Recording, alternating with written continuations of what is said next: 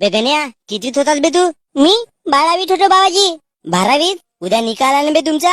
अजी तर निकाल उद्या राहू नाही तर परवा राहू. माझा रिझल्ट पहिलेच लागलाय. भाऊ, एवढ्यानं अभ्यास करत होतास का बे? किती मार्कांनी पास होशील? लवळा मी पास होतो बाबाजी.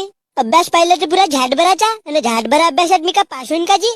नापास होतो, नापास लवळा. नापास ढेबऱ्या, तुझा जीव कसा लागते बे? मस्त साडरा जीव लागते बाबाजी. अबे तर तुला तर ट्युशन लावला होतास बे. रोजही जात होतास तरी नापास होशील का बे?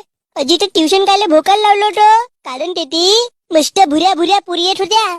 ट्युशन मंदी गेलो का मला अशा लागे का मी फॉरेन मंदी आलो.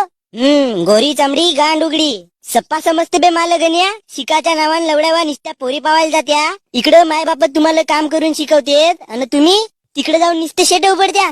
जिथे शेट उपडून नाही तर मग का करून? जिकडे तिकडे निसत्या भुऱ्या भुऱ्या पुरी होत्या. मस्त हिरवागार वातावरण, मग पावायला नाही तर का कराल? एक पोरगी तर पुरी तांदळाच्या पिठासारखी भुरी होती. अबे हो, पण तू आता 12वी नापास होणार आहेस, मग ते पोरगी येऊन तुला पास करणार आहे का? अजी नाही पास करल, पण तिच्या बापाकडे लगेच मोठी प्रॉपर्टी आहे. खाईन आणि हगीन ना तरी नाही शरे. इकडे गण्या, मी तुला गोष्ट सांगतो. तू नापास गिपास झालास ना तर तुझा बाप म्हणे का गण्याच्या चोटलीला दोर बांधतो आणि सागाच्या धडाला नेऊन लटकवतो. भोकाट.